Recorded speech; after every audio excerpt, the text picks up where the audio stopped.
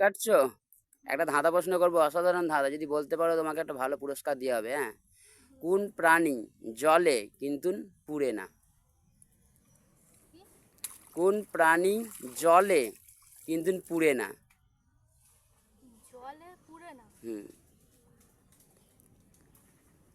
এই বলো। তো জল। এটা প্রাণী, ও পানি। প্রাণী বলেছে। কোন প্রাণী জলে কিন্তু পুড়ে না? বন্ধুরা, তোমরাও কে কে পারবে কমেন্ট বক্সে জানিয়ে দেবে।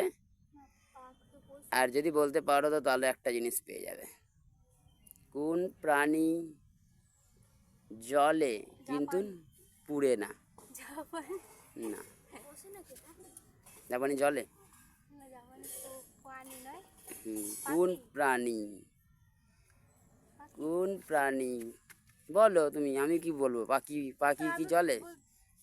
এই বাবা উল্টো কোন প্রাণী জলে কিন্তু পুড়ে না? যদি বলতে পারো পেয়ে যাবে একটা অসাধারণ গিফট। আর এখানে টাইমিংটা করে দিচ্ছি, তোমাকে এই টাইমের মধ্যেই বলতে হবে।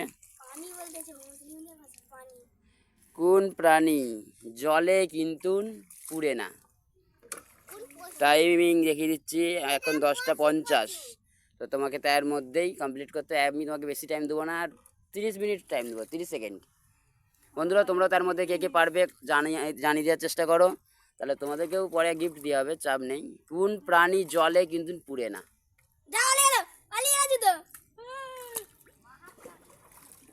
হ্যাঁ না, মহাপ্রাণী জলে। না। কোন প্রাণী জলে কিন্তু পুড়ে না? আমার জুতো পরে বললে শোনো তুমি, এবার আমি খালি পায়ে আসলাম, কিটো যেতে বললাম নি।